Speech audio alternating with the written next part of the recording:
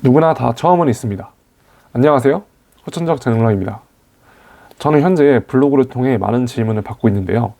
그 중에서 저에게 종종 하시는 질문들이 있어요. 도대체 얼마나 공부해야 하나요?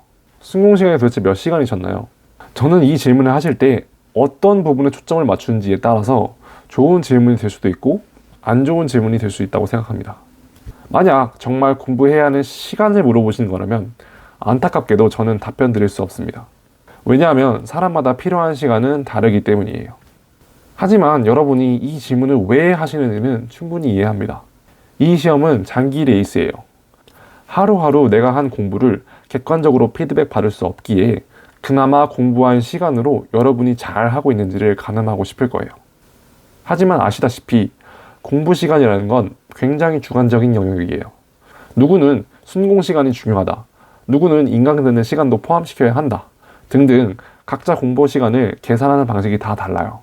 계산 방식의 차이를 고려하지 않더라도 합격하신 분들 중에는 매일 10시간 이상을 공부하신 분들도 있고 그렇지 않은 분들도 계십니다.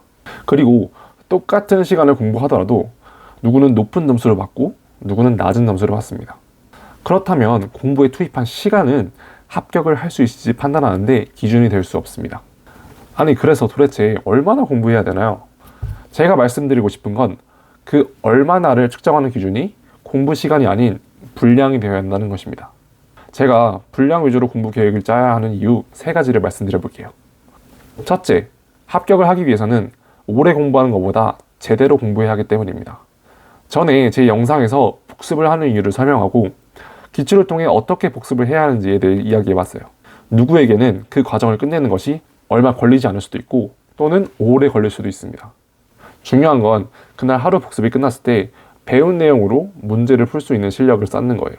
문제에 적용할 수 있도록 개념을 정리하지 않으면 아무리 오래 공부했더라도 결국 남는 것은 아무것도 없겠죠. 결국 누가 오래 공부하냐가 중요한 것이 아니라 합격이라는 목적에 맞게 정리를 잘하는 것이 중요한 겁니다. 이 과정에서 사람마다 걸리는 시간이 다르기 때문에 그날 공부 시간 또한 다를 수밖에 없겠죠. 하지만 복습이 끝나고 나면 문제를 풀 수 있는 상태가 되어야 하는 건 같습니다. 둘째, 분량 위주의 계획을 통해 객관적인 진도 관리가 가능합니다. 흔히 시간으로 계획을 짜다 보면 한 과목을 끝내는데 정확하게 얼마나 걸리는지 가늠이 되지 않아요.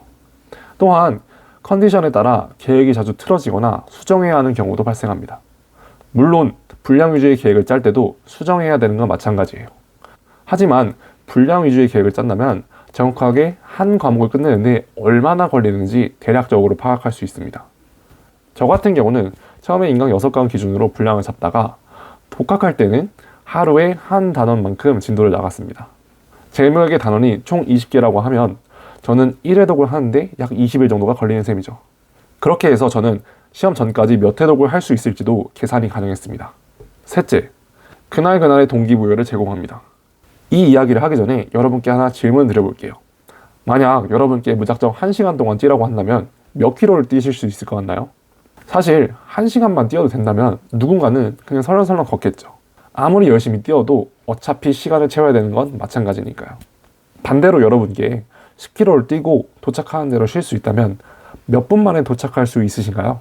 저는 10킬로를 55분대로 뛸 수 있습니다. 하지만 저에게 1시간 동안 뛰라고 한다면 저는 아마 10킬로도 안 뛸 것 같아요. 여러분이 측정하고 계신 공부 시간도 마찬가지입니다.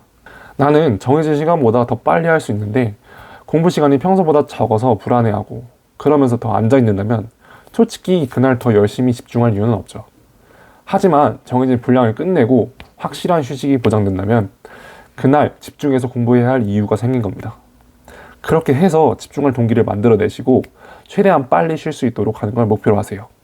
하다 보면 한 단원을 끝내는 속도가 빨라질 것이고 그렇게 벌어놓은 시간을 휴식에 쓰거나 아니면 하루 공부에 다른 과목을 추가하는 데 쓰시면 됩니다.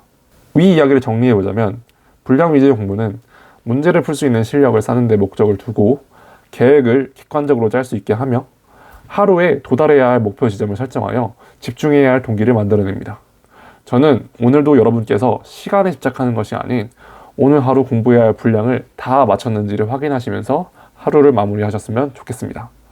저의 노력으로 만들어낸 재능이 여러분의 합격에 작은 도움이 되기를 진심으로 바랍니다. 이상 후천적 정로였습니다.